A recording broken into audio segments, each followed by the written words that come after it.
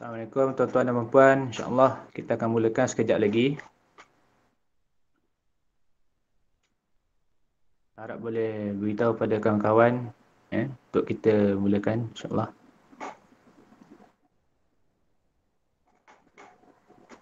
Sebelum Ustaz bermula tu kita ada permintaan daripada peserta untuk dapatkan slide bergambar yang ada penjelasan tu. Boleh ke Ustaz? Kita hanya sediakan nota saja. Slide tidak di-share ya. Slide adalah modul ciptaan saya. Kita hanya sediakan nota sahaja. Baik. Jadi dah terjawab untuk pada semua peserta yang minta slide.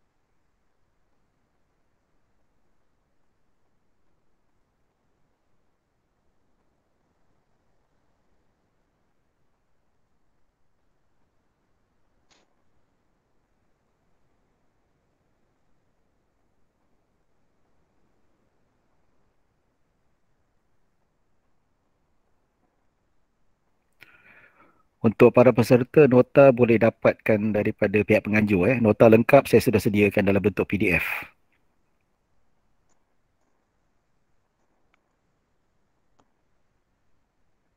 Okay, Assalamualaikum warahmatullahi wabarakatuh. Yang dihormati penceramah dan tuan-tuan dan puan-puan, insyaAllah kita akan sambung untuk slot yang kedua, iaitu fiqh solat berjemaah yang dua, yang akan diteruskan oleh Ustaz Dr. Syed Sahrizan bin Syed Muhammad. Jika ada soalan tuan-tuan dan puan-puan, mohon untuk simpan dulu, kan, macam mana kata Ustaz tadi. Dan Ustaz insyaAllah pada akhir sesi insyaAllah akan dijawab oleh tuan penceramah kita insyaAllah. Jadinya tanpa melengahkan masa, saya menyerahkan majlis kepada Ustaz Dr. Syed Sahrizan untuk meneruskan acara. Silakan Ustaz. Bismillahirrahmanirrahim. Assalamualaikum warahmatullahi wabarakatuh. Terima kasih sekali lagi pada Ustaz Hazwan atas peluang diberikan. Jadi insyaAllah kita sambung pengajian kita tuan-tuan, iaitu kita sudah masuk pada perbincangan mengenai kedudukan ya jemaah dalam keadaan kita dah bincangkan bahawa dataran ni kata Imam Ibn Hajar, dia kata tempat yang muhajjaran, yang berbatu ya. Kalau kita nak tengok dataran dia, maknanya lebih tepat siapa yang pernah pergi umrah dekat kawasan luar tu, dekat Masjid Nabawi, kawasan yang berlantai yang ada payung tu, payung elektrik tu, payung besar tu, itu dataran. Ya, kalau ikut mazhab Syafi'i itu pun termasuk masjid, dan wanita dalam keadaan haid tidak boleh menetap di situ.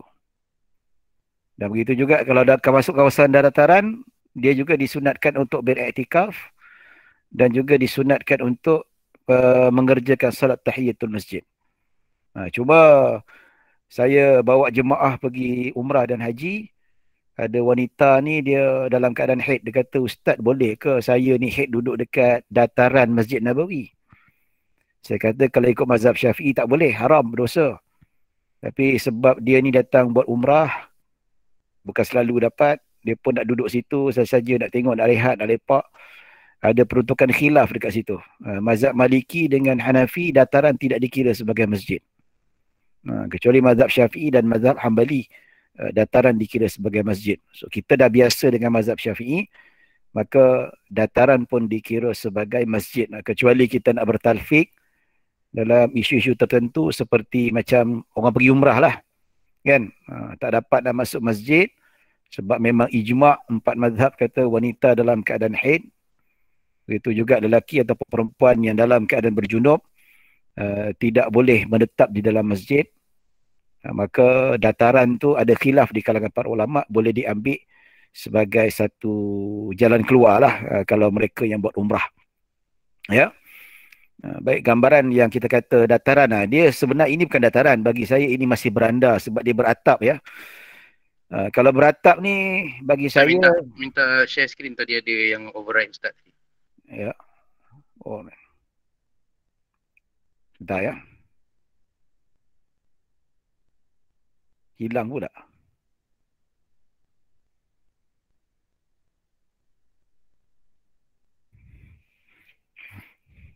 Okey, gambar kat depan ni. So, bila kita tengok gambar kat depan ni, dia bukan exactly what we call as rahbah, bukan dataran. Sebab bagi saya, kalau ikut definisi pembeza antara beranda dengan dataran ni, kalau beranda ni dia beratap. Macam ni dia masih kira beranda lah. Cuma kita nak ambil pendekatan yang lebih dekat. Kita bayangkan dataran ataupun lantai kat luar masjid tu, dia tak ada atap. Maka dia jadi dataran. Maka menurut mazhab Syafi'i itu pun dikira sebagai masjid, rahbah. Kalau kita buat perumpamaan, katakanlah ya, makmum seorang-seorang duduk kat luar ni. Imam dekat dalam. Ya, walaupun dia tak tampak imam, tetapi dia boleh tahu perpindahan imam melalui suara mikrofon. Jadi dia seorang-seorang sembahyang dekat bahagian dataran tu hukumnya sah. Macam ni kan. Walaupun dalam masih kosong. Sebab apa? Dataran masih dikira satu masjid. Walaupun tak nampak, keistimewaan solat dalam masjid, dia tidak disyaratkan mesti nampak. Asalkan dia boleh ada laluan. Kalau macam ni ada laluan kan, nampak tu pintu. Pintu ada, banyak pintu tuan-tuan. Kiri kanan, depan, belakang tu ada. Ya, nak sampai pun tak kisah, sama ada izwirar dan initaf pun tak jadi isu dalam masjid. So yang tak boleh izwirar dan initaf ni selain daripada masjid. Itu saja kaedah kena pegang. Tuan-tuan yang belajar fiqh ni, nak mengajar fiqh berjemaah ni, dia istilah izwirar dan initaf ni hanya pada luar masjid, selain daripada masjid. Tapi kalau isu izwirar dan initaf, iaitu membelakangi tubuh badan daripada arah kiblat, yang timbul isu selain daripada masjid. Tapi kalau dalam masjid, selagi mana ada laluan, tak kira lah kiri, kanan, depan, hatta belakang sekalipun. Tak jadi isu. Ya macam ni lah. Ya, walaupun dataran, tapi dataran tu makmum sembahyang seorang-seorang kat luar. Ya, dalam tu ada imam, ada kosong lagi banyak, dia sengaja sembahyang kat luar tu, macam Abu Bakrah buat. Sah tak sah? Ya, walaupun pintu dewan tu tutup, walaupun berkunci kiri kanan, dia tetap sah. Dengan syarat tidak berpaku. Dan dengan syarat dia tahu perpindahan imam, walaupun tak nampak, cukup dengan suara mikrofon. Kalau zaman dulu dia boleh tengok, dia boleh dengar suara mubalik. Ya, ini jelaslah kalau kita tengok macam mana. Ini masjid kalau kita kira sebagai masjid ataupun surau di tanah wakaf, hukumnya sama seperti masjid. Kita pindah kepada gambaran kedua. Ya, imam tingkat atas, makmum di tingkat bawah.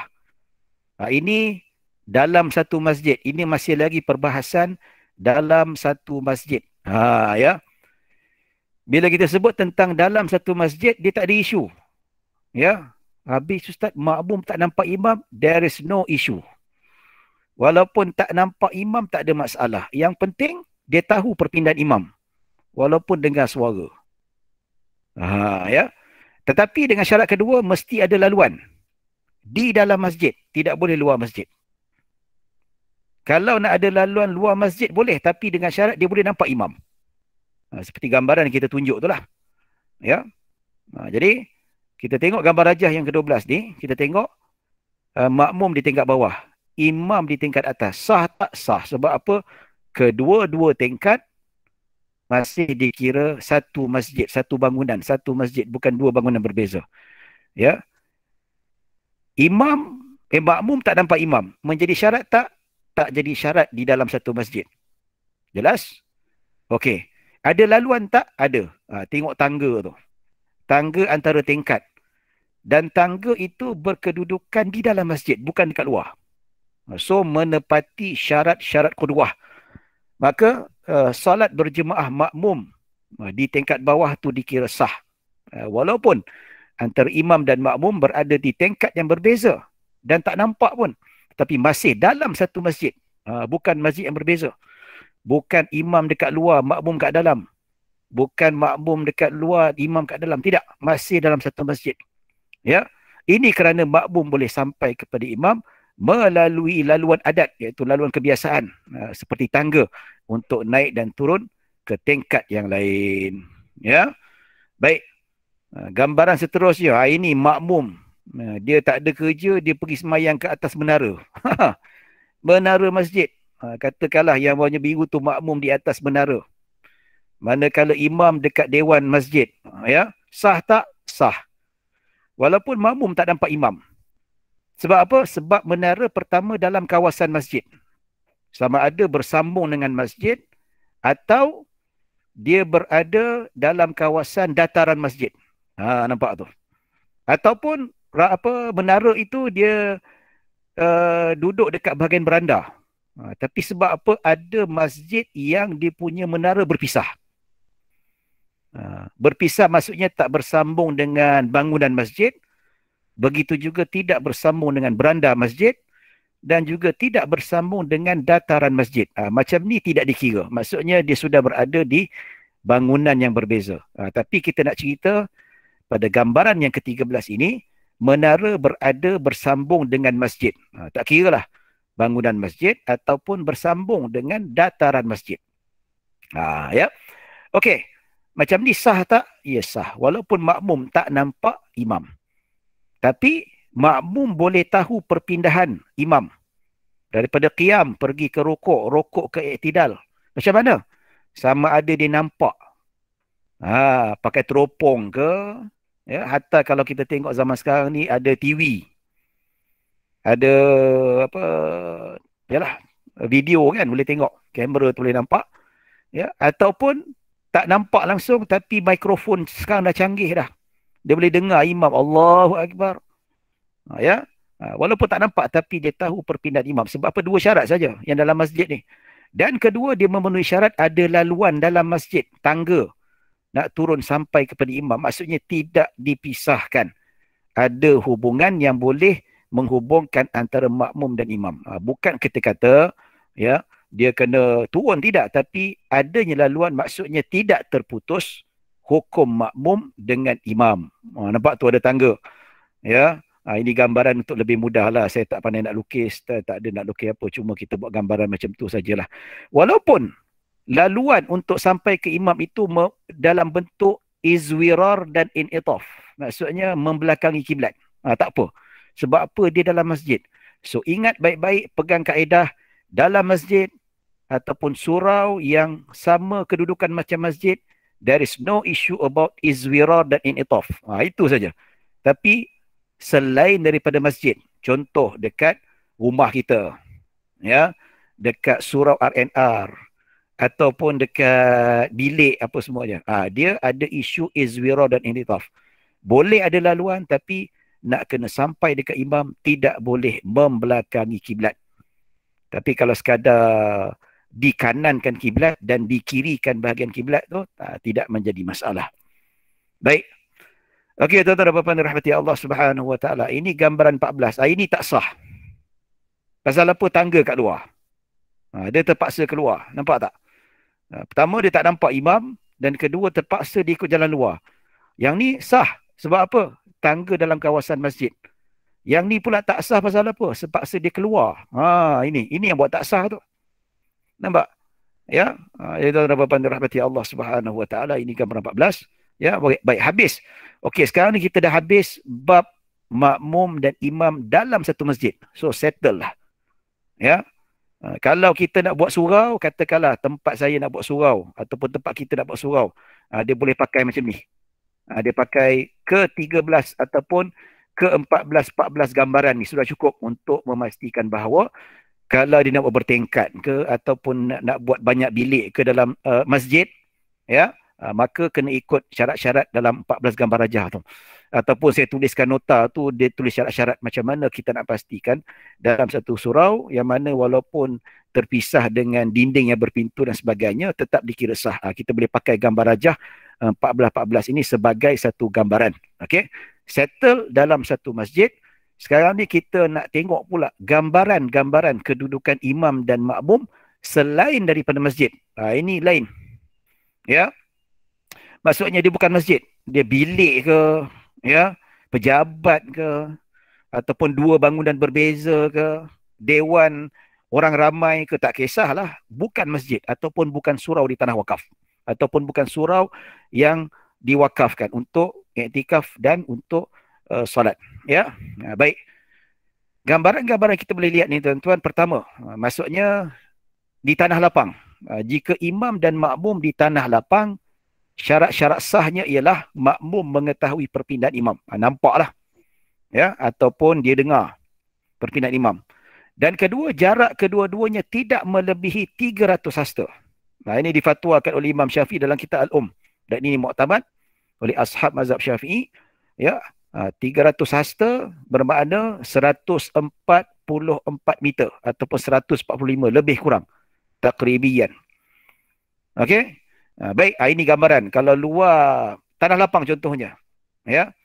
Contoh antara jarak dengan makmum. Maksudnya jarak imam dengan saf pertama lah, ataupun dekat tanah lapang tu ada dua orang saja. Seorang imam, seorang makmum. Boleh tak jauh? Boleh jauh. Tak ada masalah. Asalkan tidak melebihi 300 hasta. Lebih kurang 144 meter. Ya. Jadi, kalaulah lebih daripada 300 hasta, walaupun dia nampak sekalipun, walaupun dia dengar suara jelas, tidak sah seperti dalam gambaran ini. So, penjelasannya, solat berjemaah makmum tidak sah kerana kedudukan antara kedua-duanya melebihi 300 hasta. Baik. Yang 300 hasta tu kita tukar 290 hasta. Sah tak? Sah. Walaupun tempat depan tu banyak kosong, tapi dia sengaja ngada-ngada duduk belakang jauh. 290 hasta daripada tumit imam. Sah tak? Sah, tapi makruh. Ya. Dia yang tak makruh antara imam dan makmum tidak melebihi 3 hasta. Seperti mana dalam sunnah Nabi SAW. Sahabat kata antara kami dengan Rasulullah iaitu saf pertama dan saf Rasulullah tidak lebih kurang 3 hasta. Itu yang sunat. Lebih boleh? Boleh. Lebih makruh. Tapi kalau lebih 300 hasta, maka hukumnya batal, tidak sah. Tetapi kalau dalam masjid, there is no issue. Selagi mana dalam satu masjid, 300 hasta, 3,000 hasta, tak ada masalah. Asalkan boleh tahu perpindahan imam. Sama ada dengan mikrofon, tengok video ke, tengok TV ke, ataupun dengar suara mubalik. Ya, macam Masjid Al-Hasan Al-Thani dekat Maghribi. Antara masjid terbesar dekat dunia. Oh, jauh. Jauh lah, 1 kilometer ke 2 kilometer. Katalah imam kat depan, dia semayang 1 kilometer kat belakang tu, walaupun depan saf kosong. Ya, lebih 300 hasta. Ya, maka benda tu tidak ada isu sebab dalam satu masjid. So, yang melibatkan tak boleh lebih 300 hasta selain daripada kawasan masjid. Ya. Baik, tuan-tuan dan puan-puan dirahmati Allah Subhanahu Wa Taala. Habis kan ya? Baik, yang kedua pula. Ini yang pertama tadi, ini tanah lapang. Ini yang kedua. Maksudnya dua bangunan yang berbeza. Ya, jika imam dan makmum berada dalam dua bangunan yang berbeza, atau salah seorang di dalam dan lain di luar, atau sebaliknya. Maksudnya imam kat dalam bangunan, makmum kat luar bangunan, ataupun makmum kat dalam bangunan, ataupun imam dalam bangunan, atau dalam satu bangunan bukan kategori masjid. Syarat-syarat sah ialah makmum mengetahui perpindahan imam. Ya, itu syarat pertama. Kedua, jarak kedua-duanya tidak melebihi 300 hasta. Baik, ya. Tiada halangan yang menghalang makmum untuk sampai kepada imam. Nampak? Dan keempat, tiada halangan makmum untuk melihat imam. Baik. Syarat keempat ni is not necessary dalam satu masjid. Dalam satu masjid, tak nampak pun tak apa. Asalkan ada laluan. Walaupun pintu tu tak transparent, tutup, memang tak nampak, tapi dia boleh dengar lagi suara imam. Tapi kalau bangunan selain daripada masjid, there must ada tempat yang boleh nampak imam. Atau melihat salah seorang makmum yang boleh melihat imam ataupun dinamakan sebagai rabithah. Ya. Baik. Jika makmum tidak dapat melihat imam, disyaratkan wujud rabithah antara kedua-duanya. Rabithah maksudnya apa? Makmum yang nampak imam. Ya, itu syarat-syaratnya. Kalau kita tak nampak imam ini di luar masjid ataupun bangunan bukan masjid. Ya, yang terakhir syaratnya ada kemampuan untuk sampai kepada imam tanpa perlu mengalihkan tubuh badan dari arah kiblat atau membelakangi kiblat, iaitu izwirar. Kalau masjid, izwirar dan initaf tak ada isu. Tapi kalau selain masjid, contoh surau RNR, ya, pejabat dan sebagainya, tak boleh. Dia kena ada laluan yang boleh sampai kepada imam, tidak perlu membelakangi kiblat. Kalau ada laluan yang membelakangi kiblat, tak sah. Dan syarat juga kena nampak imam. Tidak cukup hanya mengetahui perpindahan imam, tapi dia mesti nampak imam walaupun melalui tingkap sekalipun. Tapi kalau masjid tak syarat nampak, tapi dalam satu masjid dan boleh. Maksudnya masjid sangat-sangat ringan syarat-syaratnya. Tapi kalau selain masjid ataupun luar masjid, ketat sikit syaratnya untuk mengabsahkan solat berjemaah itu. Okey, ini contoh biru bangunan A, B bangunan merah bangunan B. Ini saya anggapkan yang warna biru tu dia adalah bangunan A, yang tanda warna merah tu bangunan B. Maksudnya imam dan makmum pada dua bangunan yang berbeza. Ya. Baik, di sini sah tak? Sah. Kenapa? Sebab walaupun dalam bangunan yang berbeza, sah hukumnya asalkan memenuhi syarat-syarat sah berjemaah. Apakah syarat-syaratnya? Iaitu jarak antara imam dan makmum tidak melebihi 300 hasta.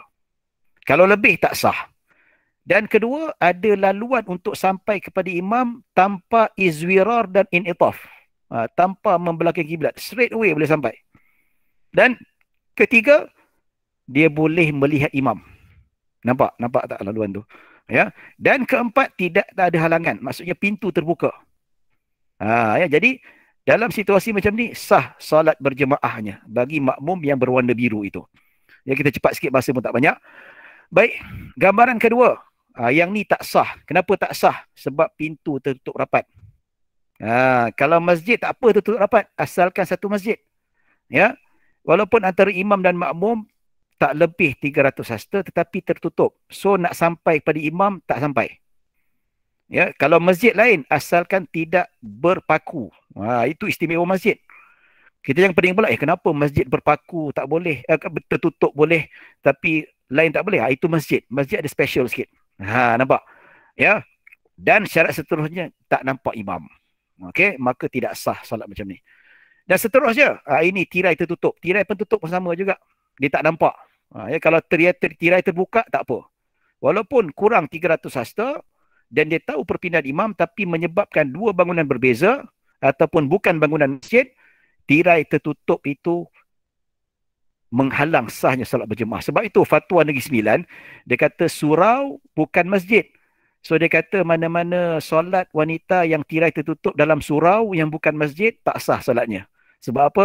Fatwa Negeri Sembilan mengatakan bahawa surau yang bukan namanya masjid, dia adalah musalla bukan masjid. Itu memang fatwa dia lah. Tapi saya kurang bersetuju dengan fatwa itu. Ya, tapi kita menghormati, dekat Negeri Sembilan kita hormat. Ya, tapi bagi saya berlainan berbeza. Bagi saya surau yang terbina atas tanah wakaf dan bangunan itu diwakafkan dan tambahan pula fungsinya seperti masjid, ya, bagi surau itu hukumnya sama seperti masjid. Walaupun tirai dilabuhkan, ya. Tapi kalau peristiwa ini berlaku dekat surau RNR, ya, surau RNR yang mana tirai wanita tu ditutup sehingga kan wanita tu tak nampak. Nampak tu. Dia tak nampak walaupun dia tahu perpindahan imam, tetapi sebab surau itu tidak setaraf dengan masjid, tidak diiktiraf sebagai masjid, maka tirai tertutup tu menyebabkan solat jemaah wanita di balik tirai tidak sah. Ya. Tapi kalau dalam masjid, there is no issue. Tak ada masalah. Yang kita kata selain daripada masjid. Ya. Surau macam mana Ustaz? Saya dah katakan tadi, tengok keadaan. Kalau surau yang bukan wakaf, hukumnya bukan masjid. Seperti surau pejabat, surau Tesco, surau Giant, surau RNR. Ya, surau sekolah, surau tempat kerja. Tapi kalau surau yang memang tanah wakaf, fungsi seperti wakaf, apatah lagi ada solat Jumaat, hukumnya sama seperti masjid. Okey? Yang macam ni tidak sah. Walaupun dia nampak imam, tetapi untuk sampai kepada imam, kena in'itaf dan izwirar, kena membelakangi kiblat. Nampak arrow tu? Nampak anak panah tu? Tak ada pintu kiri kanan. Tapi kalau pintu kiri kanan okey lagi. Dia tidak izwirar dan in'itaf. Tapi nak sampai pada imam, kena membelakangi kiblat. Walaupun tingkap terbuka, nampak imam, tetapi itu bukan laluan. Dia tak boleh sampai, dia kena ikut laluan lain. Dan laluan itu mestilah membelakangi kiblat. Izwirar dan in'itaf. Maka tidak sah. Walaupun jarak antara imam dan makmum tidak lebih 300 hasta. Ya. Baik. Dalam nota saya sediakan semua lengkap. Ya. Boleh tengok rujuk. Kalau macam ni sah. Pasal apa pertama? Pertama sebab jarak antara imam dan makmum tidak lebih 300 hasta. Kedua, makmum boleh nampak imam. Dan ketiga, syaratnya makmum boleh sampai kepada imam tanpa izwirar dan in'itaf, tanpa membelakangi kiblat. Cuma libat kiri kanan tak ada masalah lah. Dia in'itaf tu jangan membelakangi kiblat saja. Dan keempat, dia boleh dengar. Dia boleh dengar perpindahan imam ataupun tahu perpindahan imam sama ada melihat ataupun mendengar. Dan kelima, tidak ada halangan, tak ada dinding. Maksudnya ada jalan keluar. Dan jalan keluar untuk menuju ke imam tidak melibatkan izwirar dan in'itaf. Ya. Baik, macam ni pula. Macam ni gambaran keenam. Tangga. Maksudnya tangga tapi masih lagi boleh nampak imam. Tangga rendah lah. Ya. Pasal apa? Sebab makmum masih boleh nampak imam. Tapi kalau tangga tu tinggi sampai makmum tak nampak imam, tak sah. Ya. Dia kena naik atas. Tapi kalau tangga tu jenis 3 anak tangga, 5 anak tangga, ya. Maksudnya walaupun dekat bawah tu dia masih boleh nampak lagi imam. Maka solatnya sah asalkan tidak lebih 300 hasta. Ya. Baik katakanlah tangga tu tinggi dekat bawah. Ya, dia tak nampak imam. Syarat kena ada rabitah. Rabitah apa? Yang warna biru tu. Ya, makmum warna biru yang berkedudukan dekat bangunan biru. Rabitah maksudnya apa? Makmum yang nampak imam. Nampak tu. So macam ni sah. Ya. Bayangkanlah kalau tangga yang tinggi menghalang makmum yang belakang sekali untuk nampak imam, ya, tanpa rabitah tak sah. Ya. Nak boleh jadi sah, kena ada rabitah. Rabitah ni iaitu yang nampak imam, makmum yang nampak imam. Dan jarak antara makmum paling belakang dengan rabitah tidak boleh lebih 300 hasta. Ya. Tapi ini bukan masjid. Kalau dalam masjid tak ada isu, ada rabitah, tak ada rabitah, tak ada masalah. Ya. Ini luar masjid. Ya, maka macam ni sah. Ya. Macam ni pusah walaupun tak ada rabitah tapi dia nampak. Sebab tangga tu rendah. Kalau ni tangga tinggi, dia tak nampak tapi masih boleh sah sebab apa? Dia boleh nampak makmum yang nampak imam ataupun dinamakan sebagai rabitah. Okey. Baik. Gambaran yang ke-8. Macam ni pun sah juga. Sebab apa? Walaupun dia tak nampak imam, tapi makmum B nampak makmum A. Makmum A ni namanya rabitah. Rabitah ni pengikat. Yang nampak imam. Macam ni sah. Nampak tu. Ya. Dan jarak antara A dan B tidak boleh lebih 300 hasta. Tapi kalau dalam masjid, tak ada isu 300 hasta. Ke-8.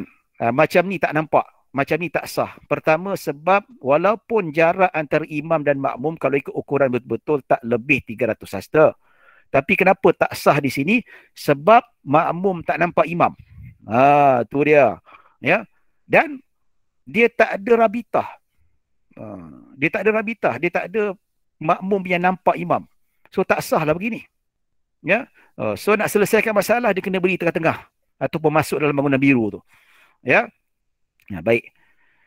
Macam ni bangunan berbeza. Sah tak? Sah. Sebab apa? Ada rabitah. Rabitah tu makmum lah yang nampak imam. Walaupun makmum kat belakang tu terhalang dengan jemaah saf pertama, saf kedua. Maksudnya diibaratkan rabitah tu boleh nampak imam kalau depan tu kosong. Itu maksud dia. Ya. So makmum yang dalam bangunan merah tu sah hukumnya sebab dia boleh nampak makmum yang nampak imam.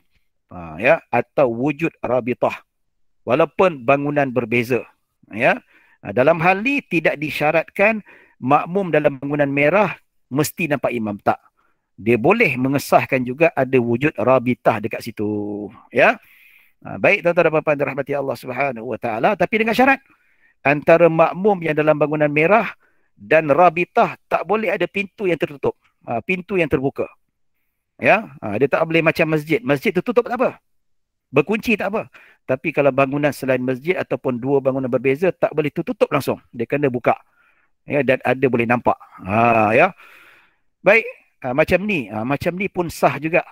Pasal apa? Sebab pertama, kalau kita tengok makmum warna biru tu, walaupun dua bangunan berbeza, dia boleh nampak. Ataupun ini bukan masjid ya, katakanlah ni dekat pejabat. Tapi makmum boleh nampak imam melalui tingkap yang terbuka. Nampak? Dan jarak antara imam dan makmum tidak lebih 300 hasta. Dan satu lagi kenapa sah? Sebab ada laluan untuk sampai kepada imam tanpa izwirar dan in'itaf. Nampak tak? Tak perlu membelakangi kiblat. Cuma sekadar bergerak ke depan, ke kiri, ke kanan. Dia tidak membelakangi. Selagi mana tidak membelakangi kiblat, dia tak dikira izwirar dan in'itaf. Nampak tak? Ya. Tapi di sini khilaf di kalangan mutaakhirin Syafi'iyah ya. Ini kalau masa saya belajar dekat Mesir Talaki dulu, kalau guru-guru kami daripada Hadramaut, dia kata macam ni tak sah. Sebab mereka berpegang pada pendapat Al-Imam Ba'alawi dalam kitab Bughyatul Mustasyidin. Dia kata tak boleh sekadar nampak pada tingkap, dia mesti nampak melalui jalan laluan. Ya. Tapi yang muktamad, iaitu walaupun tak nampak melalui laluan, tapi ada laluan lain pun sudah dikira sah. Ya, ini difatwakan oleh guru-guru kami yang bermazhab Syafi'i dekat Mesir, tuan-tuan. Ya, tapi kalau Hadramaut mereka tak pegang macam ni. Mereka lebih berpegang pada pandangan kitab Bughyatul Mustarsyidin dan begitu juga pandangan Al-Allamah Abdullah Basudan, ulama besar daripada Hadramaut juga. Ya. Itu khilaf. Ya, so untuk lebih senang kita ambil pendapat yang muktamad lah, yang muktamad walaupun nampak iman bukan pada laluan tapi masih boleh nampak dan ada laluan untuk sampai kepada imam yang mana tidak perlu in'itaf dan izwirar. Ya. Baik. Macam ni tak sah walaupun nampak. Walaupun antara jarak imam dan makmum 300 hasta, tetapi laluan untuk sampai ke imam tu dia kena izwirar dan in'itaf, kena membelakangi kiblat. Nampak tu? Ya, jelas kat sini tak boleh. Ya. Macam ni. Macam ni kita tengok tak sah juga. Dia lebih kurang sama macam ni. Susunan berbeza sikit. Macam ni sah. Tapi gambar lebih kurang kan tuan-tuan. Yang ni tak sah. Kenapa? Baik, kita tengok penjelasan. Penjelasan salat makmum tidak sah kerana laluan untuk sampai kepada imam mendahului had. Parah pula tertinggal tu. Mendahului had ataupun kedudukan imam berdiri. Ini syarat salat berjemaah. Ya. Kedudukan makmum tidak boleh mendahului kedudukan imam. Maksudnya, kalau tuan-tuan perasan, kita kalau solat, kan, imam mesti depan. Kita tak boleh mendahului imam. Kalau kita depan, katakan ni makmum kan, makmum kedudukan mendepani imam, batal solat. Kalau sama rata, makruh. Sunat belakang sedikit. Kalau seorang-seorang. Jadi kenapa gambar rajah 13 tak sah? Sebab laluan itu mendahului kedudukan imam. Dikira sudah melepasi posisi imam. Itu yang tak sah. Nampak tu? Ya, nampak tu gambar laluan tu? Imam tu macam bila dilintas masuk pintu tu, dia sudah melebihi posisi imam. Itu yang tak sah tu. Tapi kalau gambar rajah ni, ini sah. Sebab apa? Laluan tu dia tidak melebihi, tidak mendahului, tidak memotong imam. Itu beza dia. Ya. Itu beza dia, perbezaan. Yang ini tak sah. Yang ini tak sah sebab apa? Dia izwira dan initaf. Ini tak sah juga sebab apa? Bila dia masuk laluan tu melebihi had posisi imam itu sendiri. Ya. Baik, gambar rajah yang ke-14, yang terakhir bab yang dalam selain masjid, ya. Penjelasan solat ni sah. Ya, sebab apa? Sungai, maksudnya seberang sungai dan sebagainya.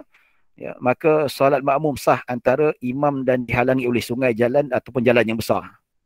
Macam contoh dekat Masjidil Haram kan. Ya, ada masjid dah penuh tetapi ada jalan yang memisahkan. Kalau sembahyang jalan raya kereta nak lalu. So dipisahkan dengan jalan raya ataupun dipisahkan dengan sungai, tidak memudaratkan, jemaah itu tetap dikira sebagai sah. Untuk lebih kita nak laju sikit lah.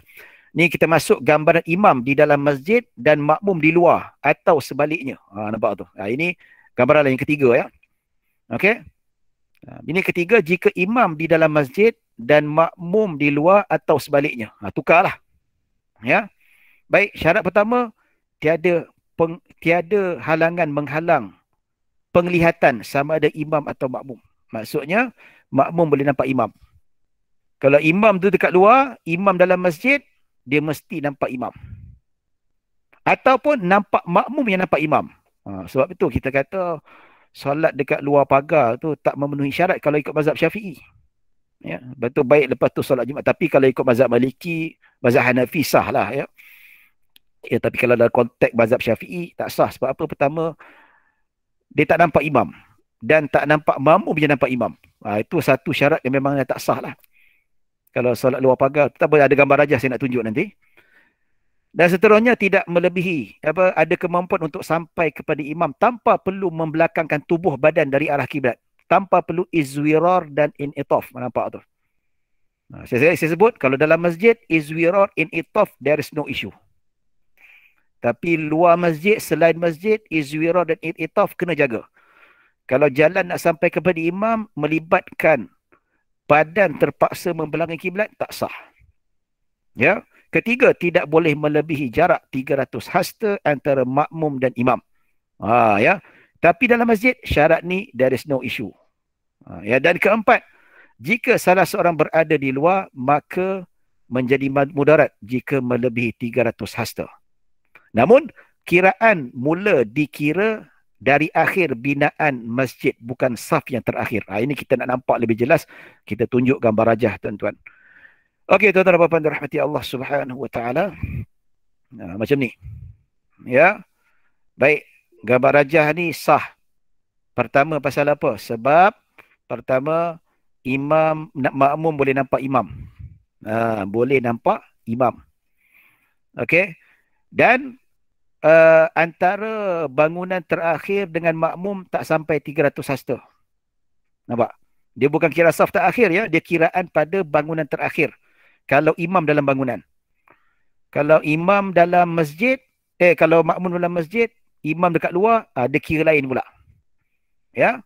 Ini maksudnya dia seorang-seorang saja, tidak ada rabitah, tidak ada apa. Imam seorang-seorang kat dalam tu, yang warna biru tu solat kat luar dengan niat solat berjemaah.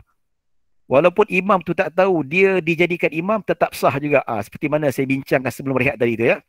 Ya. Tapi dengan syarat antara pintu ataupun bangunan terakhir masjid tidak boleh lebih 300 hasta. Dan kedua, makmum boleh nampak imam. Dan ketiga, makmum boleh sampai kepada imam tanpa izwirar dan in'itaf. Nampak dia. So, syarat-syarat sini lengkap, hukumnya sah. Okey? Macam ni tak sah. Kenapa? Tak nampak imam. Walaupun laluan untuk sampai kepada imam tanpa perlu izwirar dan in'itaf, tapi sebab dia tak nampak imam. Walaupun antara dinding masjid yang terakhir dengan makmum tak sampai 300 hasta. Tidak lebih 300 hasta. Ya. Tapi sebab dia tak memenuhi syarat, dia tak nampak imam.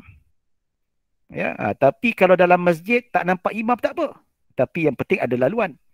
Ya. Dan kat sini posisinya makmum boleh sampai kepada imam tanpa izwira dan initaf. Tapi tidak sah sebab apa? Tak nampak. Sebab itu semain kat luar pagar, dia tak nampak imam dan tak nampak rabitah. Sebab tak sah tu. Okey. Baik. Macam ni. Macam ni pun sama juga. Dia tak nampak imam. Ya. Kedua, dia berada di luar masjid. Dan kedua, dia tak nampak imam. Dan ketiga, tak sah sebab kenapa? Laluan untuk sampai ke imam terpaksa izwirar dan initaf. Terpaksa membelakangi kiblat. Nampak tu? Ini tidak sah. Okey? Ini macam ni. Ini biasa ni. Nampak tu? Kenapa solat luar pagar tak sah, tuan-tuan? Yang warna ungu tu pagar, yang garisan hitam tu masjid, dan warna hijau tu gate. Ya, kenapa tak sah? Pasal apa? Sebab pintu pagar tertutup. Walaupun dinampak. Walaupun antara makmum dengan rabitah ataupun makmum dengan pintu terakhir ataupun dinding terakhir masjid tidak sampai 300 hasta. Kurang daripada 300 hasta. Ya. Tapi sebab kenapa? Sebab pintu tertutup. Walaupun tak berkunci. Tapi kalau dalam masjid istimewa. Walaupun berkunci tak sah. Tapi isunya makmum ni bukan dalam masjid. So bila dia berada di luar masjid, pintu tak boleh tertutup rapat. Dia kena terbuka. So kalaulah pintu pagar tu terbuka, sah hukum dia. Pasal apa? Sebab antara dinding terakhir masjid dan makmum tidak lebih 300 hasta. Dan kedua, walaupun makmum tak nampak imam, tetapi dia nampak rabitah. Dia nampak makmum yang nampak imam. Nampak tu? Ya, ini macam ni tak sah pasal apa? Satu saja slack. Ya, pagar tertutup. Walaupun mikrofon besar dia dengar suara tuan-tuan, tapi sebab ada kekurangan dekat situ. Macam ni sah tuan-tuan. Bayangkan gate tu dibuang. Ya. Kenapa sah? Sebab apa? Tidak ada halangan untuk sampai ke imam.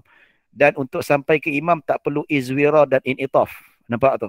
Dan kedua, jarak antara dinding masjid yang terakhir dengan makmum tak melebihi 300 hasta. Dan seterusnya syarat yang mencukupi, makmum dekat luar pagar tu nampak rabitah, nampak makmum yang nampak imam. Ini baru sah. Ya, tapi kebanyakannya memang masjid dikunci gate. Bila kunci gate walaupun dia nampak rabitah tapi dia tak sah. Ya. Tapi dalam mazhab Hanafi sah lah tapi makruh. Ya. Wallahu a'lam. Okey, macam ni. Gambaran ke-6 dikira sah. Ya, pertama walaupun dia tak nampak imam tapi dia nampak rabitah, dia nampak ada makmum yang nampak imam. Ya. Dan antara dinding terakhir ataupun pintu masjid dengan makmum yang belakang sekali itu tidak melebihi 300 hasta. Ya.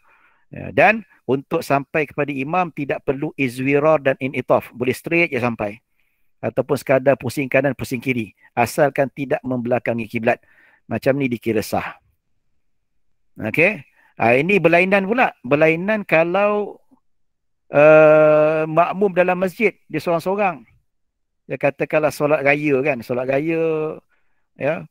Kalau orang ramai, terlalu ramai, disunatkan solat dekat tanah lapang. Mazhab Syafi'i, kalau jemaah terlalu ramai, masjid tidak muat, disunatkan buat dekat tanah lapang. Ya, dalam mazhab Syafi'i juga, kalau masjid muat untuk menampung jemaah, maka disunatkan buat dalam masjid lebih afdal daripada tanah lapang. Sebab apa elahnya kenapa Nabi solat dekat musalla dekat luar? Sebab masjid tak cukup. Sebab tu Nabi sembahyang tanah lapang. Jadi Imam Syafi'i kata, kalau masjid ni luas, lebih baik buat solat raya atau istisqa dalam masjid lebih afdal. Katakanlah imam sembahyang solat raya kat luar, ya, makmum seorang-seorang kat dalam masjid, boleh tak? Sah. Mesti memenuhi syarat bahawa makmum mesti nampak imam. Ataupun tak nampak imam, dia boleh nampak makmum yang nampak imam. Macam ni dia nampak rabitah tuan-tuan.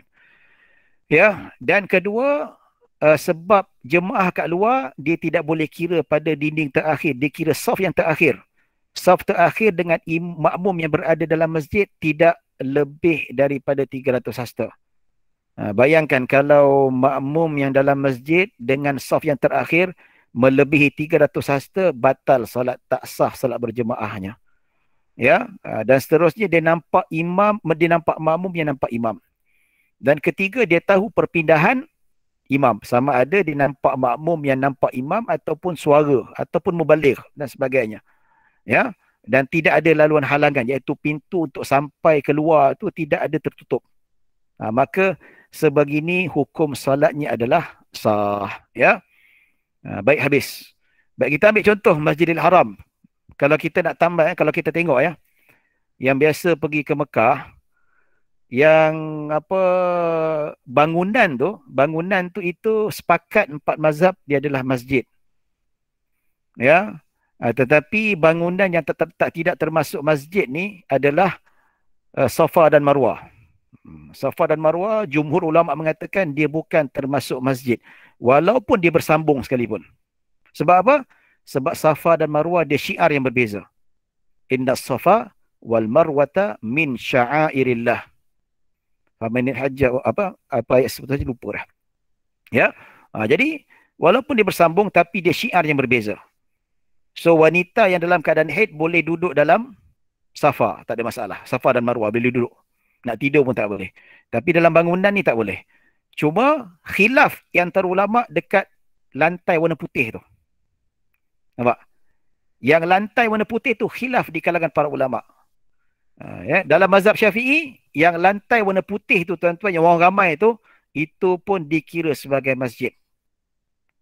Kalau duduk di situ, kalau niat iktikaf, dapat pahala iktikaf. Kalau tidur kat luar malam Ramadan, ya, kita tidur kat luar bahagian lantai-lantai putih tu, itu juga dikira sebagai masjid. Itu dinamakan rahbah. Nah, sebab tu rahbah di sisi mazhab Syafi'i sama seperti masjid. So kalau kita pergi Masjidil Haram, kalau kita dapat duduk kat luar tu, tak dapat masuk dalam, yang dekat luar tu, dekat lantai putih tu pun kita disunatkan salat tahiyatul masjid. Nampak tu? Ya, kalau ikut mazhab Syafi'i, yang lantai warna putih tu pun orang wanita dalam keadaan haid tak boleh beriktikaf.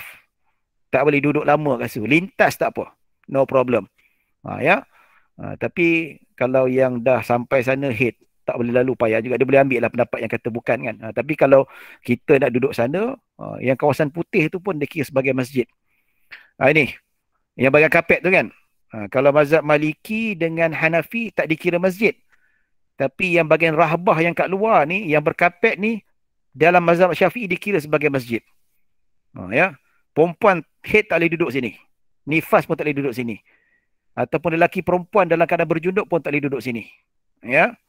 Jadi kat luar ni pun kita pun disunatkan salat tahiyatul masjid dan disunatkan juga untuk iktikaf. Ya, maksudnya kalau kita nak duduk tu dekat kawasan luar, disunatkan salat tahiyatul masjid. Sebab apa? Mazhab Syafi'i kata rahbatul masjid masjidun. Ini dikatakan yang berbatu tapi tidak beratap. Okey. Bukan tempat letak kereta dan sebagainya, tapi memang tempat semayang. Baik, ini Masjid Nabawi. Masjid Nabawi yang kat luar ni pun, nampak? Yang kat bahagian luar ni, yang bahagian ni pun dikira sebagai masjid menurut mazhab Syafi'i. Sebab apa? Kalau kita tengok, kenapa kerajaan Arab Saudi dia buat rahbah ataupun dataran ni memang untuk semayang pun. Sebab tu mazhab Syafi'i kata dia dikira masjid.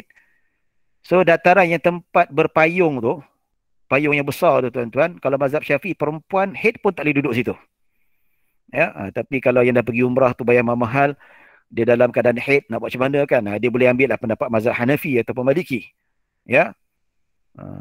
Ini pun kalau betul-betul tu duduk sini pun kena salat tahiyatul masjid dan boleh pun iktikaf, dapat pahala iktikaf menurut mazhab Syafi'i. Ya. Ini kalau dekat Mesir lah. Ini pun dikira sebagai masjid. Walaupun dalam tu ada dewan masjid seperti Masjid Sultan Hasan Kahirah pun sama juga. Ya. Ini macam kalau tengok, ni kalau kita kata yang lebih dekat lah, dataran kalau dalam konteks Malaysia ni, dekat luar ni pun dikira masjid, walaupun dataran. Sebab apa? Dalam mazhab Syafi'i, dataran pun dikira sebagai masjid. Contoh, katakanlah dalam dewan tu imam seorang. Kita solat seorang-seorang kat luar. Ya, dan kita tahu apa perpindahan imam. Dan pintu masjid tutup. Walaupun berkunci, tapi kita solat kat luar. Dan kita boleh dengar suara imam berpindah. Sah. Sebab apa? Itu dataran Masjid Putra pun hukumnya sama seperti masjid. Sama juga wanita yang dalam keadaan haid pun tidak boleh ataupun tidak dibenarkan untuk beriktikaf di dalam masjid. Ya, wallahu alam.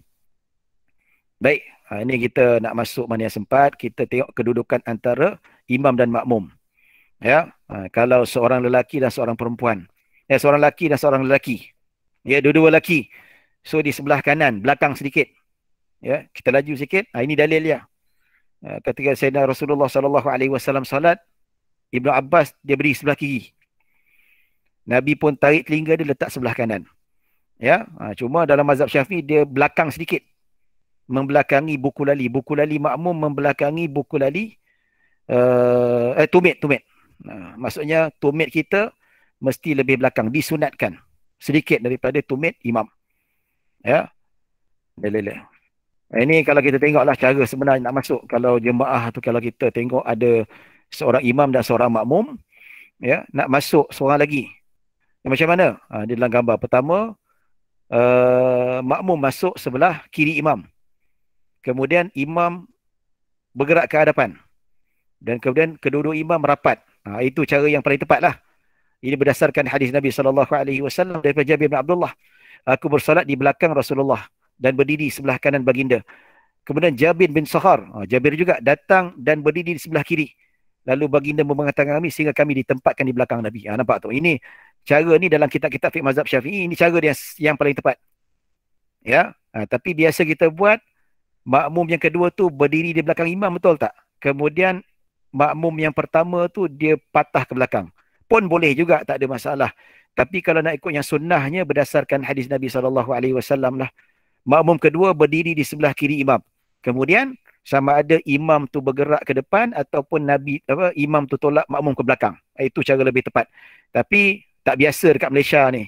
Ya, tapi kalau kita nak buat boleh juga. Tapi kebanyakan orang kita tak beramal dengan cara macam tu. Kita boleh terus beramal dengan cara yang lama. Cuma dari segi sudut etikanya ada hadis Nabi SAW. Okey. Ini kedudukan imam dengan makmum lelaki. 3 hasta. Ya, kalau lebih 3 hasta makruh, kurang fadilat berjemaah.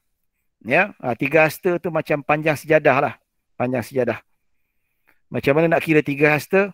Khilaf antara Imam Ramli dan Imam Ibn Hajar. Imam Ramli kata start ukur 3 hasta tu bermula daripada hujung jari kaki. Manakala Imam Ibn Hajar kata start kira ataupun ukuran 3 hasta tu daripada tumit. So khilaf lah tuan-tuan. Boleh pilih mana-mana. Ya. Baik. Ini kedudukan imam wanita dengan seorang makmum wanita. Ya, sama juga. Sebelah kanan, belakang sedikit makmumnya. Imam depan sedikit. Ya. Ini mana kedudukan imam wanita dan makmum perempuan. Dia satu baris dan ke depan sedikit. Dia bukan macam lelaki. Lelaki duduk sorang-sorang ke depan, belakang saf. Tidak. Perempuan cara dia tak boleh macam lelaki. Dia kena satu baris tapi yang makmum perempuan kena ke depan sikit saja. Dalilnya apa? Ini amalan isteri-isteri Rasulullah ummahatul mukminin radhiyallahu anhunna ajma'in. Ya. Riwayat Baihaqi, riwayat Imam Syafi'i, ya, bahawa Sayyidah Aisyah beliau bersolat dengan para wanita lalu beliau berdiri di tengah-tengah mereka. Bukan berdiri seorang-seorang macam tu. Juga Ummu Salamah pun berdiri di tengah-tengah, bukan berdiri di depan sana. Ini dalil lah. Kalau perempuan nak menjadi imam kepada jemaah perempuan, ini cara dia. Bukan macam lelaki ni, ini lelaki. Ini lelaki. Perempuan berjemaah perempuan macam ni. Ya. Kedudukan seorang makmum dan seorang makmum wanita. Ya, macam ni juga. Okey, cara yang paling tepat. Okey. Ini lelaki. 2 lelaki dan seorang wanita ataupun lebih wanita. Kalau lelaki dengan imam depan tu tak boleh lebih 3 hasta. Manakala perempuan tak apa. Ya, asalkan jangan lebih 300 hasta. Perempuan tidak terikat 3 hasta. Tidak. Macam tu kita kata, ada kata jemaah ustaz, kami sembahyang dalam masjid, ya. Kalau lelaki dengan imam rapat, kami perempuan belakang sekali. Tak makruh ke? Perempuan tak ada masalah. Perempuan lagi belakang lagi bagus. Nampak? Ya. Sebab apa? Asalkan dia boleh tahu perpindahan imam. Sekarang ni tak ada masalah lah. There is no issue pasal apa, ada mikrofon kuat kan, boleh tahu. Walaupun tak nampak. Ya, ini dalilnya. Perempuan lagi belakang lagi besar pahalanya. Lelaki lagi depan lagi besar pahalanya. Ya, saya cepatkan sikit. Ya, ini kalau jemaah yang mana seorang lelaki mengimamkan 4 orang isteri. Contohnya lah. Ya, ataupun dia mengimamkan seorang isteri dan 3 orang anak dara dia. Ya, 3 hasta. Tapi kalau yang bukan mahram, dia boleh belakang lagi lah. Dia tidak terikat dengan 3 hasta. Okey. Ini kedudukan antara imam lelaki dan seorang wanita. Ini paling kontroversi. Yang biasa orang Melayu letak isteri sebelah kiri. Dia kata kalau lelaki sebelah kanan, isteri sebelah kiri. Salah, tak betul. Ya. Kanan pun tak betul. Yang sunnahnya, walaupun suami isteri, isteri betul-betul di belakang suami. Bukan kiri, bukan kanan. Ya. Dalilnya apa? Dalil kita tengok dalam kitab fiqh mazhab Syafi'i. Semua kata sama ada jemaah makmum tu perempuan seorang atau lebih tetap belakang lelaki. Walaupun suami isteri, walaupun mahram. Ya, dalam nota saya dimasukkan tuan-tuan boleh tengoklah. Ibarah-ibarah kitab. Tak ada seorang pun mazhab Syafi'i. Bahkan saya dah buka 4 mazhab, tak ada seorang pun kata makmum wanita sebelah kiri ataupun isteri di sebelah kiri suami. Tak betul. Sebelah kanan pun tak. Dia betul-betul di belakang tuan-tuan. Ya. Macam ni. Ni Imam Rafi'i pun kata macam tu. Ya, Imam Ibn Hajar pun kata macam tu juga. Imam Ramli pun cakap benda yang sama. Bukan kiri, bukan kanan. Kat belakang betul-betul. Ya. Sama juga disebutkan dalam keadaan macam tu. Okey. Baik. Macam tak cukup masa ni. Okey, kita terus cerita tentang keuzuran makmum dari mengikuti imam kerana belum lengkap Fatihah. Okey. Ini isu kita nak cerita. Kalau makmum diberi keuzuran agar tidak mengikuti imam sebanyak 3. Maksudnya makmum diberi keuzuran. Contohnya, sudah ya.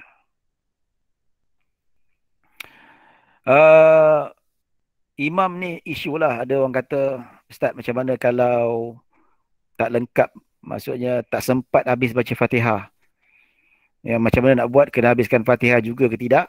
Ya, maksudnya dia keuzuran. Contoh dia baca lambat ataupun dalam keadaan dia tu lembab bacaannya.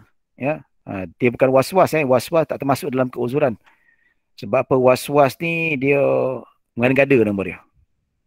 Jadi baca Bismillahirrahmanirrahim. Alhamdulillah. Ini itu syaitan nama dia. Diwaswaskan dengan syaitan.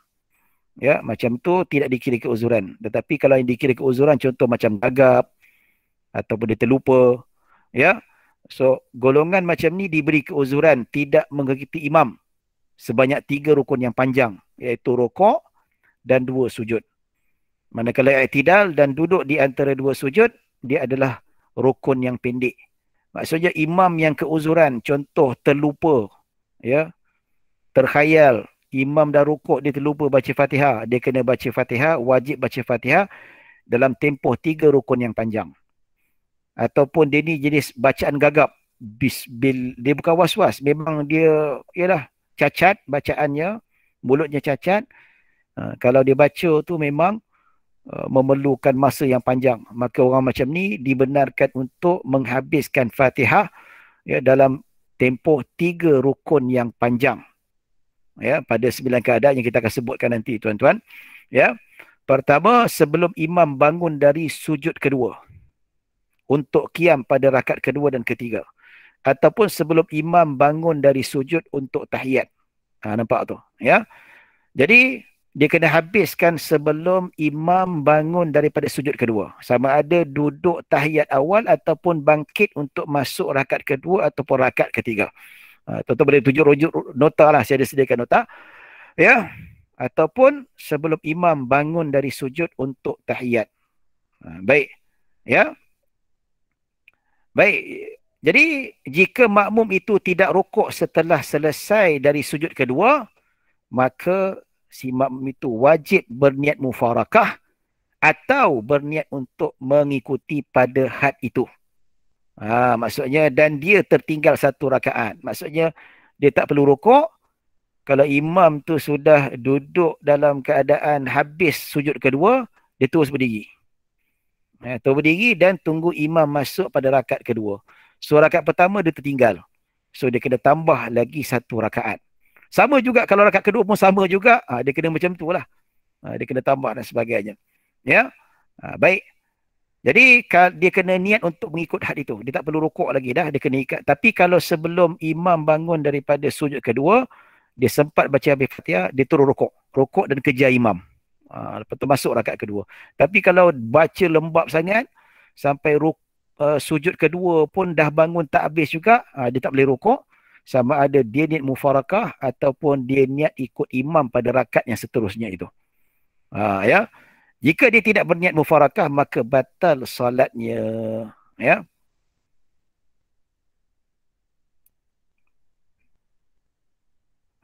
Kalau dia tidak berniat mufarakah, maka solatnya terbatal. Minta maaf, tertinggal. Ya.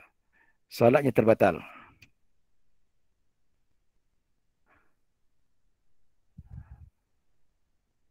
Sekejap sebentar.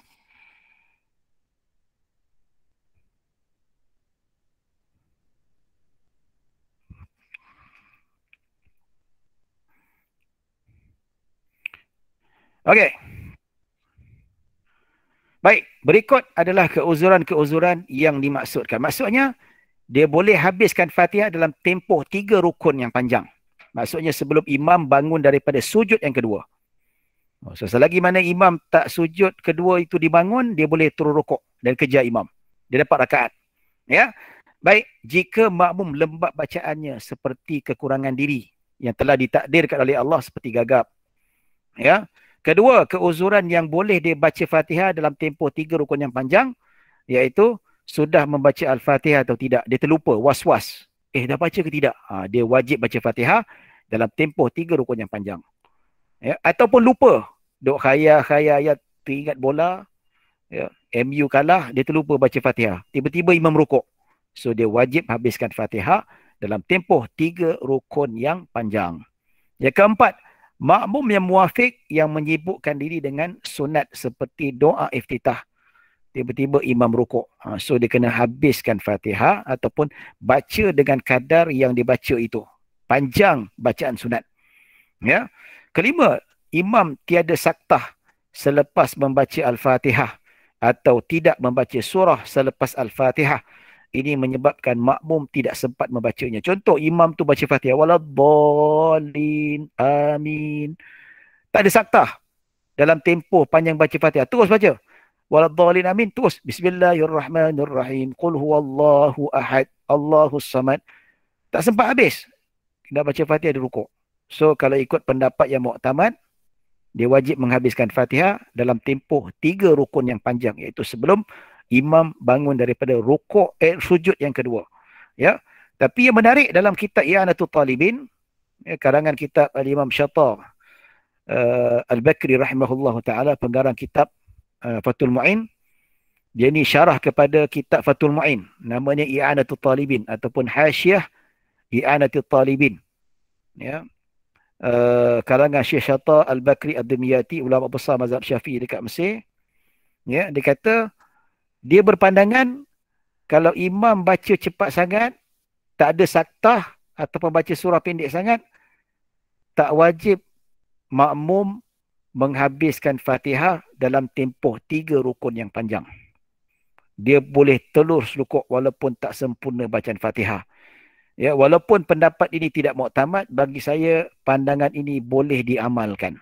Selagi mana difatwakan oleh mutaakhirin, ada khilaf, boleh amalkan. Bagi saya ini lebih sesuai. Sebab apa? Kalau makmum dalam situasi ini tidak dapat menghabiskan Fatihah, dia dikira sebagai bukan kesalahan dia, tapi disebabkan kecuaian, ya, kecuaian imam itu sendiri. So imam tanggung lah. Nampak? Ya, tapi kalau imam jadi baca slow and steady, ada saktahnya, kita pun jadi baca lembab ataupun terlupa, barulah baca ikut kadar 3 rukun yang panjang. Ya, tetapi imam jadi baca cepat, rukuk, kalau ikut pendapat sebahagian Syafi'iyah mutaakhirah, kata boleh terus rukuk, tak perlu habiskan Fatihah. Bagi saya pendapat ni boleh diamalkan, dia sesuai untuk diamalkan. Sebab apa? Salah imam, imam yang tanggung. Ya, sebab itu imam kena betul-betul layak untuk jadi imam. Ya. Okey, jadi itulah kelima keadaan di atas adalah keuzuran yang diberikan kepada makmum untuk menyelisihi imam sebanyak 3 rukun yang panjang. Ya. Keuzuran ini yang 5 ni disepakati oleh Imam Ibn Hajar dan Imam Ramli. Dia ada 4 lagi tuan-tuan, tapi saya sengaja tak masuk, nanti tuan-tuan pening kepala. Cukuplah 5 ni yang disepakati. Yang dikhilafkan antara Imam Ibn Hajar dan Ramli, saya tak masukkan, nanti panjang cerita.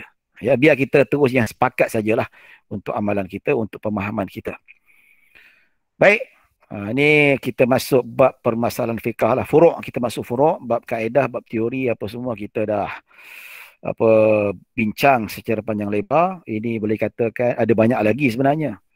Ya, ada lebih kurang 22 permasalahan fiqh. Kalau ikut dalam kitab Qaulul Tam, kalau kita buka dalam kitab Fathul Alam, ataupun kita buka dalam kitab Al-Furu' karangan Imam Mahalli, kalau cerita tentang furu' ni, permasalahan fiqh beratus tuan-tuan. Ya, banyak, tapi saya masuk berbelas-belas saja, yang penting sajalah, yang paling penting. Ini pun kita ada masa lebih kurang tak sampai setengah jam. Sempat, wallahu alam sempat atau tidak. Ya. Jadi insya-Allah mungkin tak sempat untuk kita layan semua soalan. Tak silap saya, bukan tak silap saya lah. Tadi Ustaz Azwan dia ada mesej pada saya nak buat satu sesi khusus untuk soal jawab. khusus untuk solat zuhur. Mungkin bolehlah kita buat nanti. Sebab apa? Sebab masa tidak mencukupi. Sebab itulah saya kata dekat penganjur dulu asalnya nak buat 2 jam. Saya kata 2 jam memang tak cukup. 3 jam lah, 3 jam pun sebenarnya tak cukup. Dia 4 jam, 5 jam je just nice lah. Dia boleh cover semua sekali. Tapi 5 jam penat. Paling kurang pun kena ada 3 ataupun 4 kali rehat. Ya. Baik, tuan-tuan dan puan-puan dirahmati Allah Subhanahu Wa Taala, kita masuk permasalahan fiqh yang pertama. Ya, kita akan berhenti lebih kurang dalam 12.30 ya, sebelum zuhur macam tu.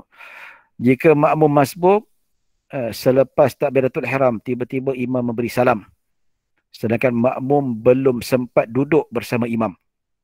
Ya. Maksudnya ketika takbir Allahu Akbar, imam pun bagi salam Assalamualaikum. Dia tak sempat duduk. Nampak tu? Ini kita cerita praktikal pula. Ya. Dia Allahu Akbar, baru nak duduk, imam dah bagi salam Assalamualaikum warahmatullahi. Assalamualaikum warahmatullahi. So, apa kedudukan makmum kat sini? So, penjelasan dia kata oleh itu makmum tidak boleh duduk bersama imam. Kerana duduknya imam di saat itu sudah di luar solat. Pasal apa? Salamnya imam, terputusnya hubungan imam dengan makmum. So, tak boleh lagi duduk. Ya. Maksudnya, kalau dia duduk sebab hubungan dengan imam dah tak ada dah. Tapi dia sempat dapat jemaah. Sebab apa? Sebelum salam kan? Kalau Imam Ibn Hajar sebelum imam cakap kum. Nampak tu? Ya. Oleh itu makmum tidak boleh mengikut imamnya. Sebab apa? Sudah berada di luar solat. Sudah terputusnya antara dia dengan imam. Iaitu duduk bersama imam. Tak boleh duduk. Jika makmum duduk juga, batal solatnya. Ya. Maksudnya macam mana? Kalau imam tu, dia kira Allahu Akbar, dia pun salam Assalamualaikum. Kalau dia duduk, batal salatnya. So macam mana nak buat? Tu lah. Allahu Akbar kabira. Terus iftitah baca Fatihah. Macam tu saja. Jika makmum masbuk, imam masih membaca tahiyat. Maksudnya dia sempat duduk. Dan belum memberi salam. Maka wajib bagi makmum duduk bersama imam. Jika tidak, batal salat. Apa sama jugalah. Allahu Akbar, imam tak salam lagi. Dia pun, malaslah nak duduk alang-alang tu. Rasanya lagi berapa saat ni nak salam tu. Dia tunggu lah. Tunggu imam habis salam lah. Tak boleh. Batal salat. Sebab apa? Mukhalafah fahishah. Dia tak ikut imam. Nabi kata, innama ju'ilal imamu liyu'tamma bih. Sesungguhnya imam itu dilantik untuk kita ikut. Ya, apabila idza kabara fakabiru, idza raka'a farka'u, idza sajada fasjudu. Ya, maksudnya kita ikut imam. So, bila you dah takbir, you wajib ikut imam. Berlainan kalau kita Allahu Akbar tak sempat duduk dah salam, so tak boleh ikut. Ini dua situasi yang berbeza. Okey.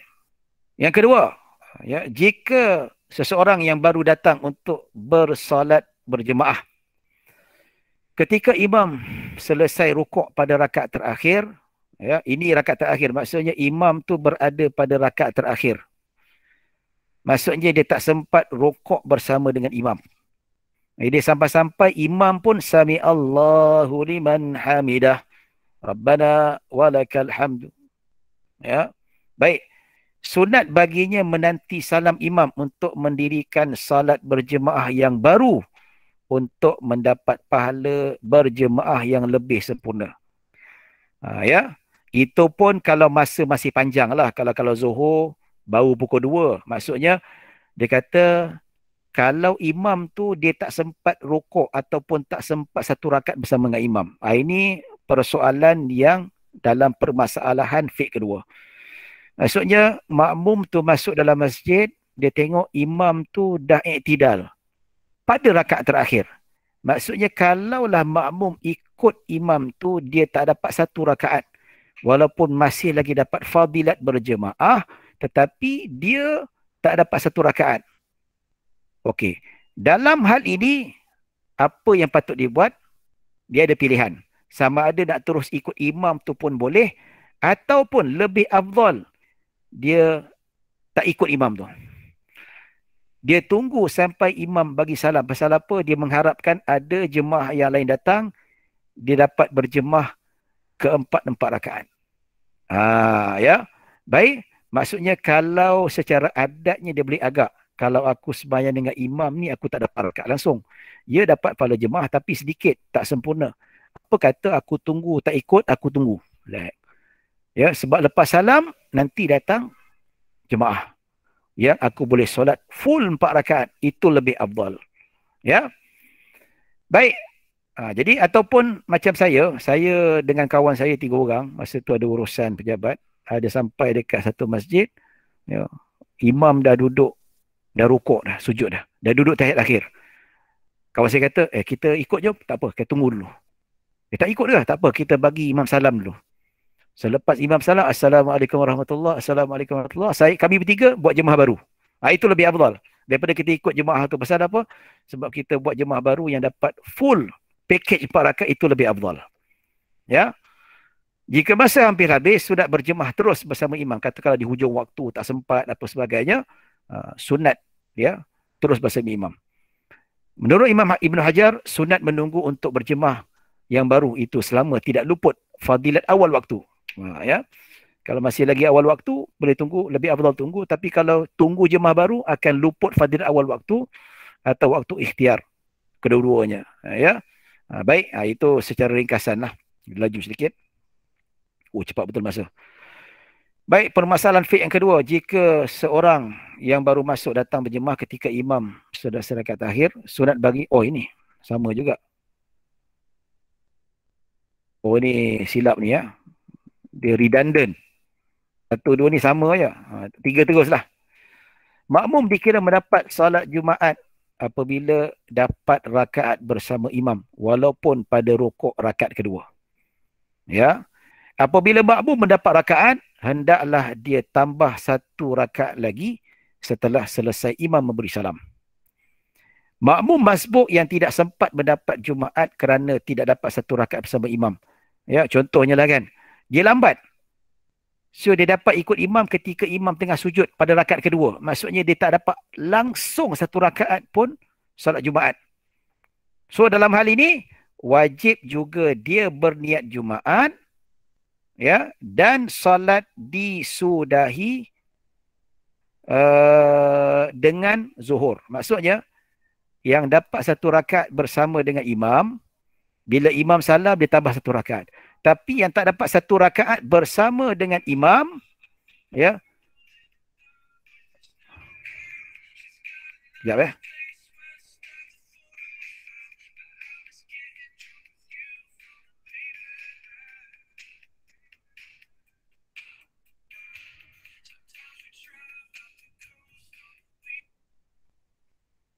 Baik. Minta maaf, ada gangguan sedikit. Ya. Jadi ini pasal apa?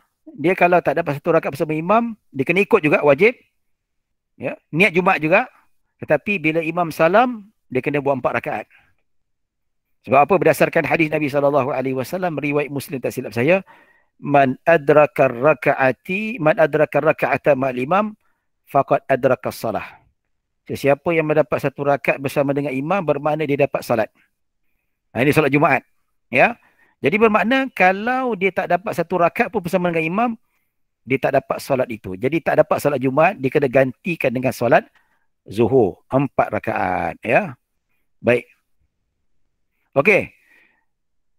Permasalahan furuk yang keempat. Bagaimana makmum yang masbuk itu dikira mendapat rakaat? Ya. Macam mana dikira mendapat rakaat?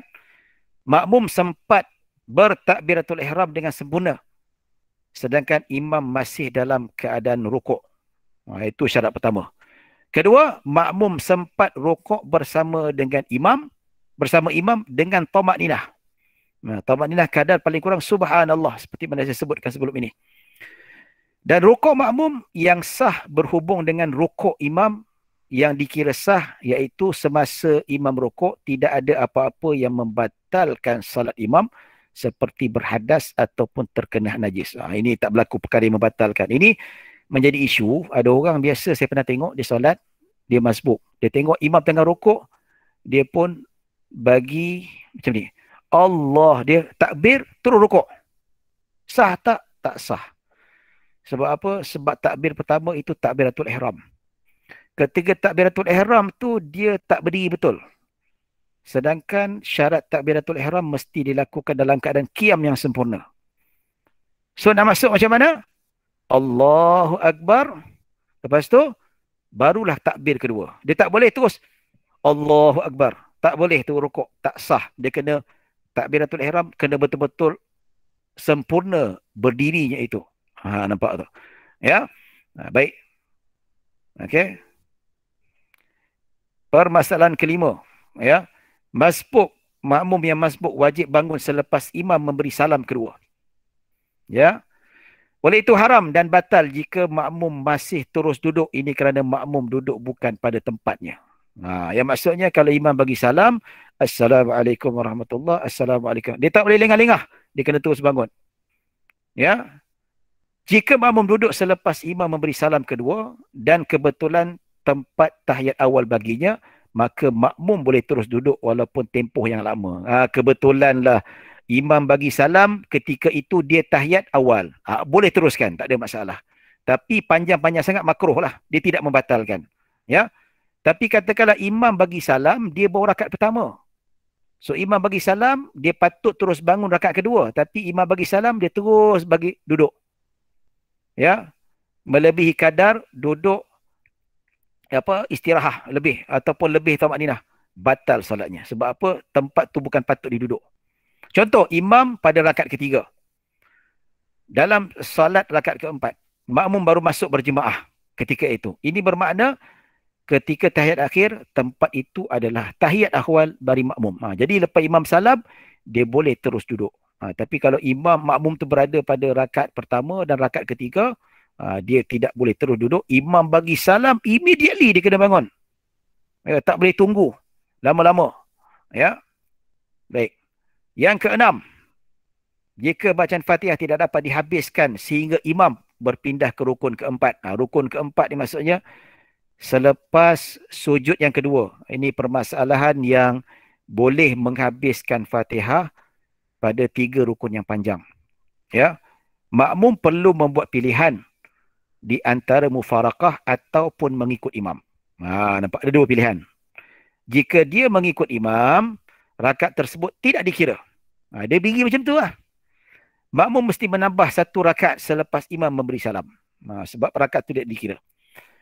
Jika makmum muafiq yang lambat bacaan Al-Fatihah atau sibuk menghabiskan surah selain Al-Fatihah sedangkan imam telah selesai rukuk dan bangun iktidal, maka makmum itu dikira tertinggal 1 rakaat. Nampak tak? Ini biasa berlaku tuan-tuan. Imam dah rukuk, hang rukuk je lah, tak payah baca surah lagi. Ya tak? Ini yang was-was untuk baca Fatihah. Imam dah iktidal baru nak rukuk. Yes, sah salatnya. Tetapi haram.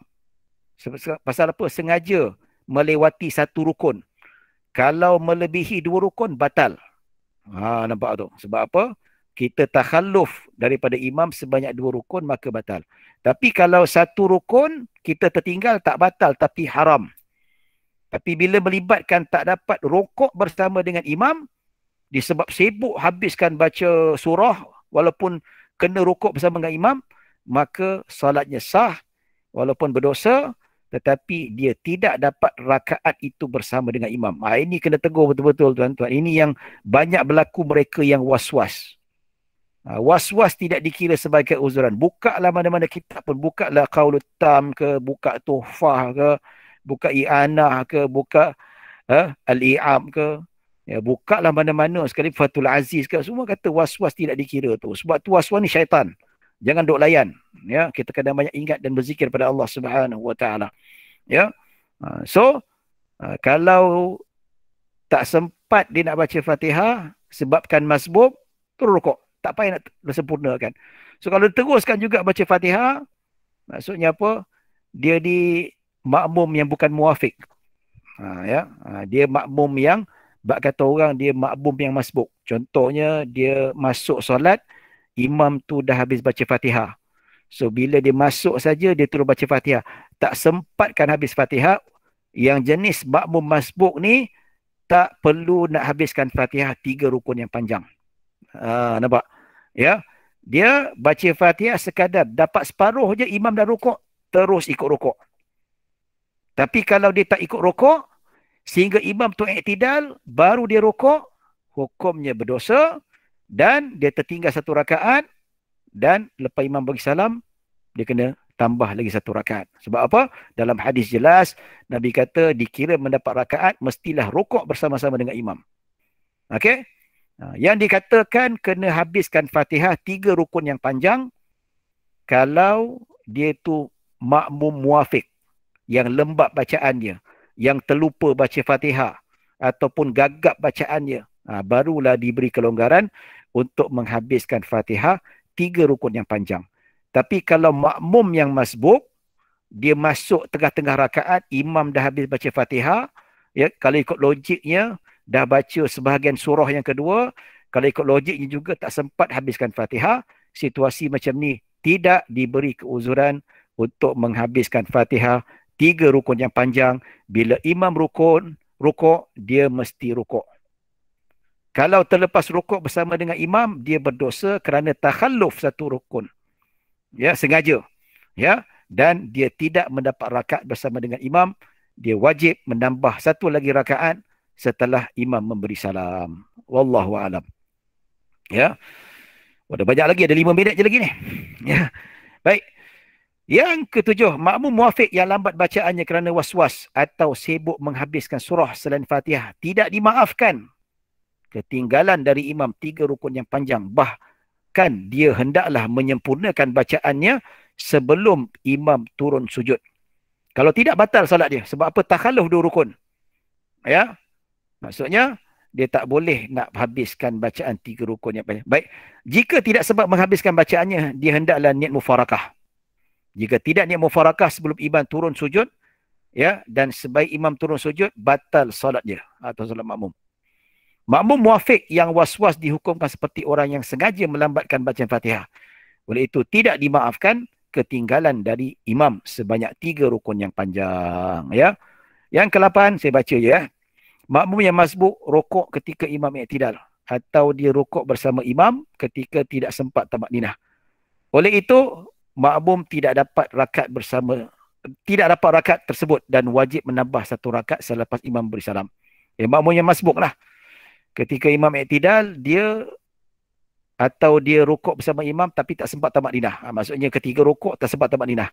Maka walaupun dia sempat rukuk walaupun kejap tapi tak sampai kadar tamakninah, maka tidak dikira mendapat rakaat bersama imam. Maksudnya rukuk itu tidak dikira sebagai rakaat.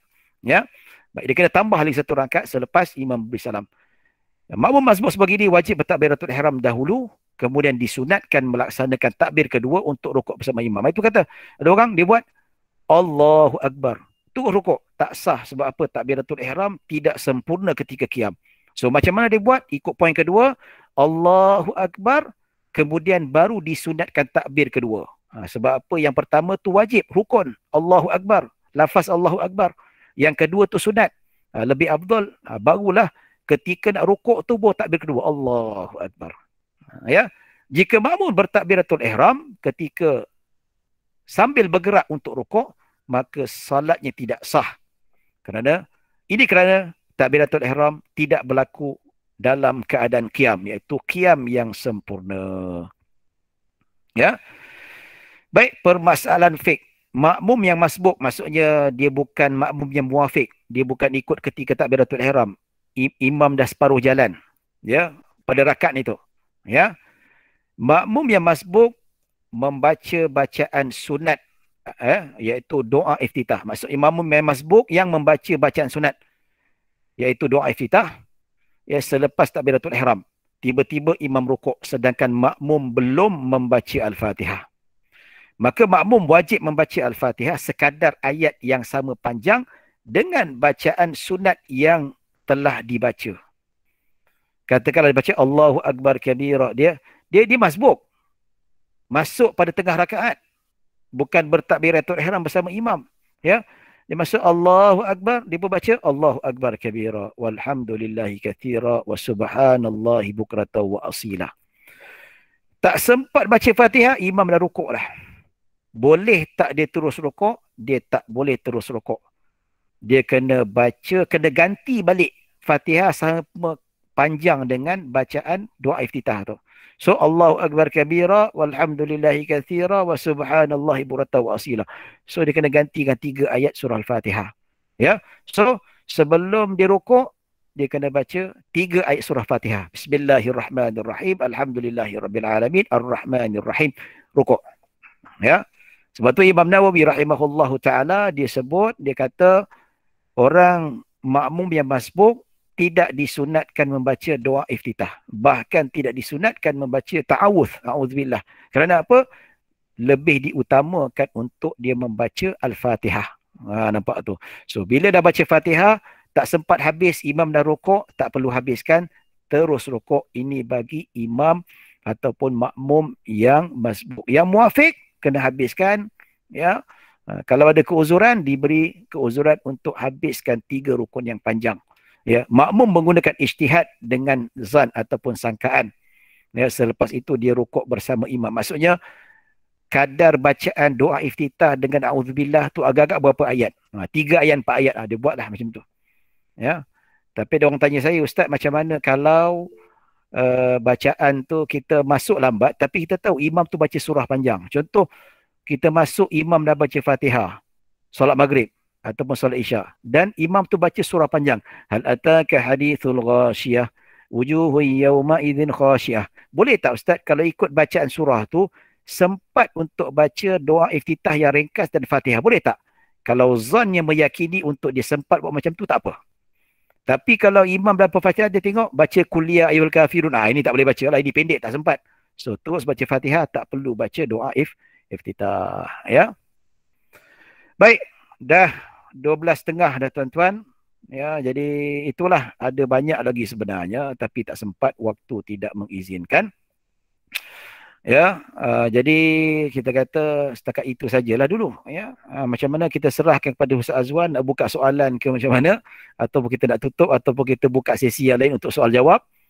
Ya, sebab apa kita tak boleh juga nak apa kita tengok waktu Ilim tu sendiri. Ilim ni dia satu badan yang ada kerja lain, dia bukan kerja ni, dia kena habis ni baru dia kena sambung yang lain. So mungkin Ilim tak boleh nak sambung sebab ada urusan yang berbeza, urusan lain, ya, ataupun terserah pada pihak penganjur sama ada nak buka soalan ataupun nak buka pada sesi yang lain nantilah khusus untuk soal jawab. Mungkin kita buat sejam 2 jam untuk menjawab persoalan berkaitan dengan salat berjemaah ni. Ya, wallahu alam.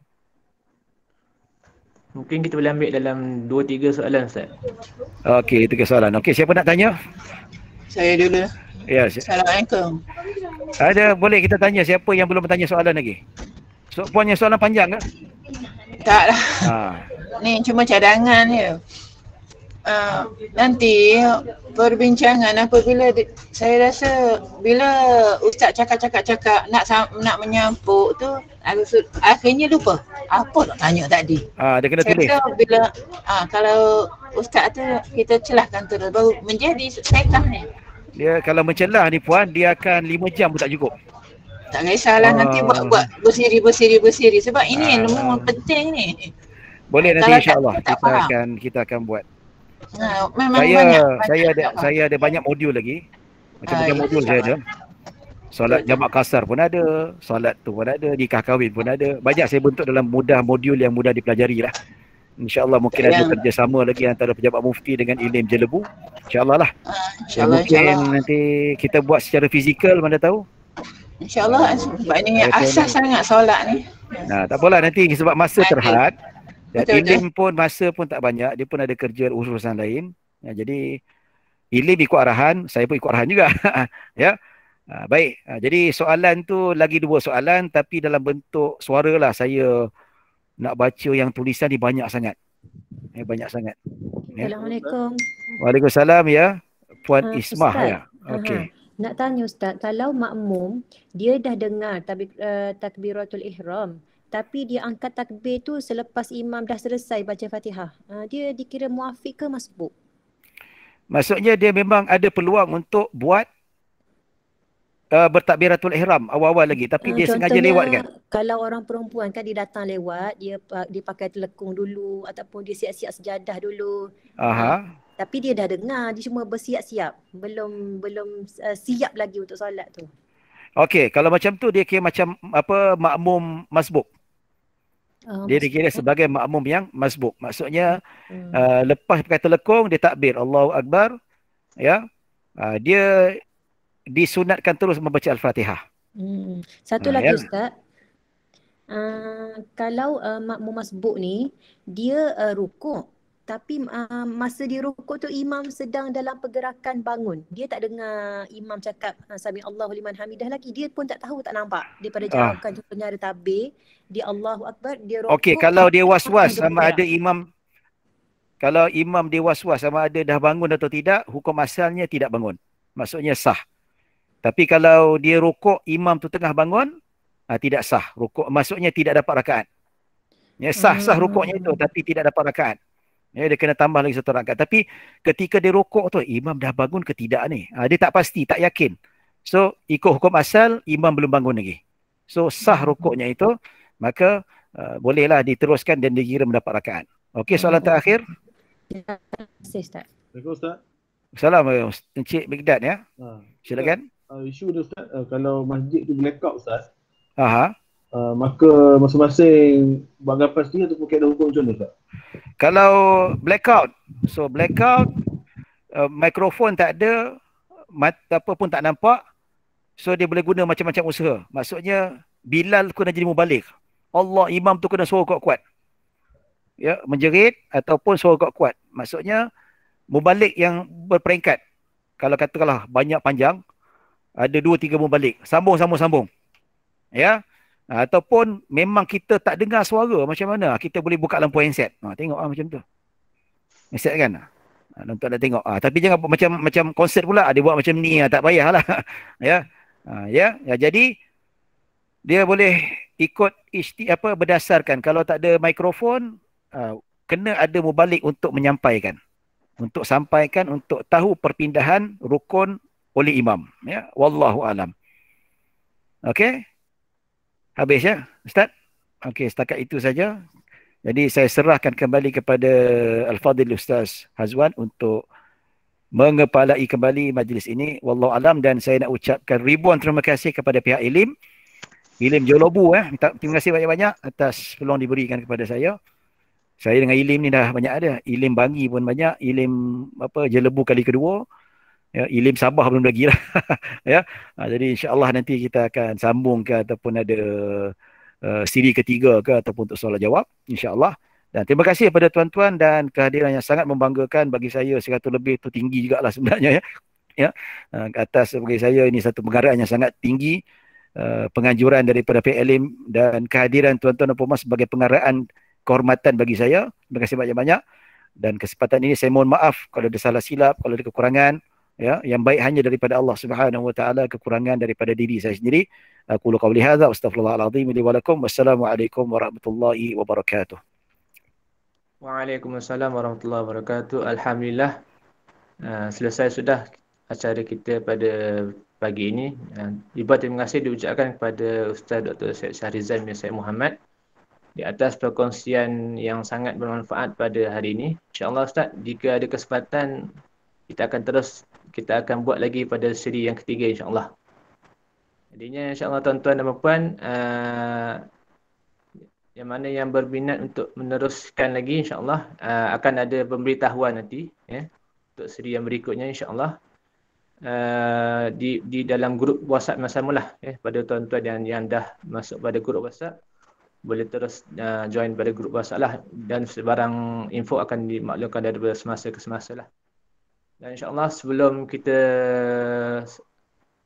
menutup majlis ni, saya minta tuan-tuan untuk kita sama-sama mengambil gambar lah kan. Boleh buka kamera kot tuan-tuan dan puan ya. InsyaAllah. Mohon kerjasama tuan-tuan dan puan untuk buka kamera.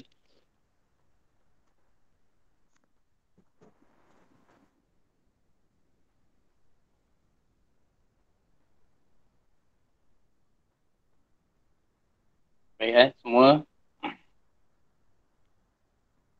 Ya, 1, 2. Yap, 1, 2, 3. Okey. Terima kasih. Okay. Sekali lagi diucapkan terima kasih pada Ustaz Syahrizan, juga kepada tuan-tuan dan puan-puan. Saya mewakili pihak Ilim Jelebu, mohon maaf andainya ada kesilapan dan ada kekurangan sepanjang mengadakan majlis ini. InsyaAllah kita akan berjumpa lagi lain kali. Terima kasih Ustaz. Sekian. Assalamualaikum warahmatullahi wabarakatuh. Terima kasih Ustaz. Terima kasih Ustaz.